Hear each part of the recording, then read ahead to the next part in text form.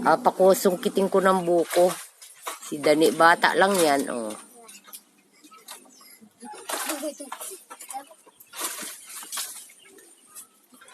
Nada place.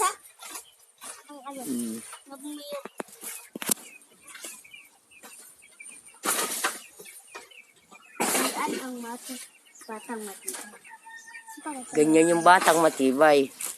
Naka-Bear Brand. Ayun, malapit na. Ay, sala.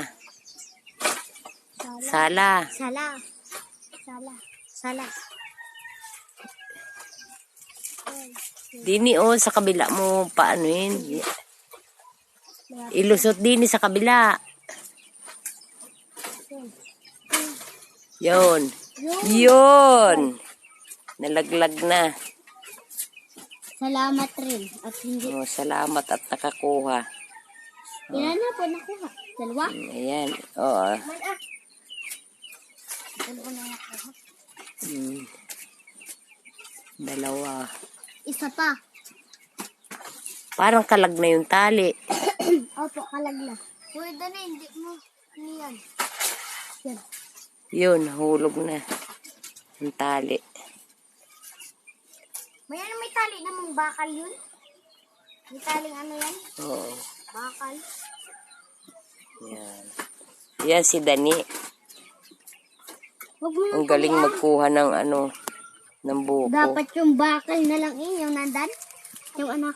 Ito lang yung nakuha niya o dalawa. Yan. Bakal?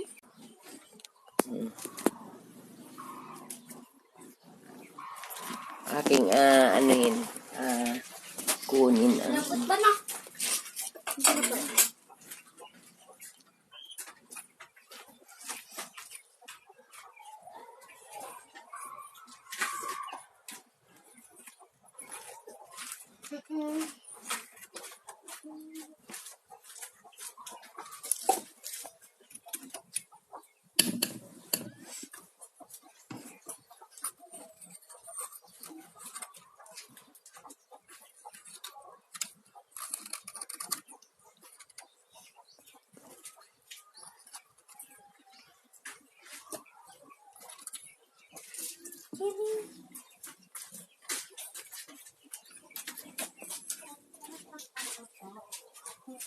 Lit, yung pusa natin. Ito mo.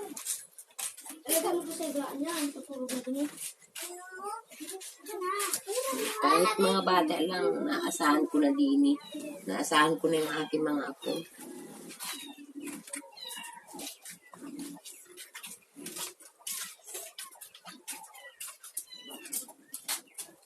Lagay mo na yun doon sa kanyang loob. Yan, tapos na. Ay, dito pala nagmana si Dani. Ang galing di manungkit ng niyog, ang kanyang tatay.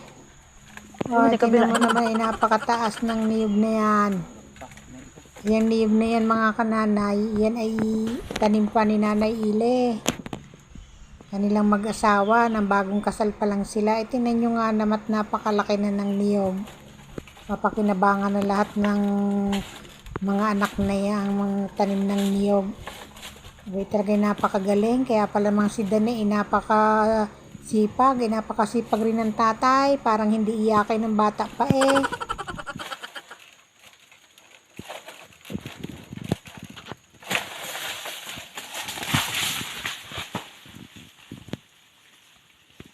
Diretso.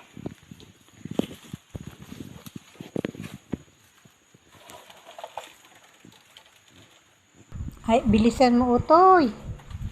Nang makadami ka ng panunungkit.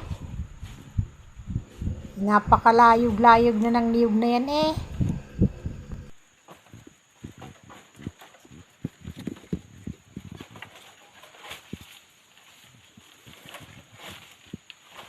Mag-ingat ka at baka mabagsakan ka ng niyog. Di baling ang bagsak ay pataas, wag lang pailalim. Baka matamaan ka.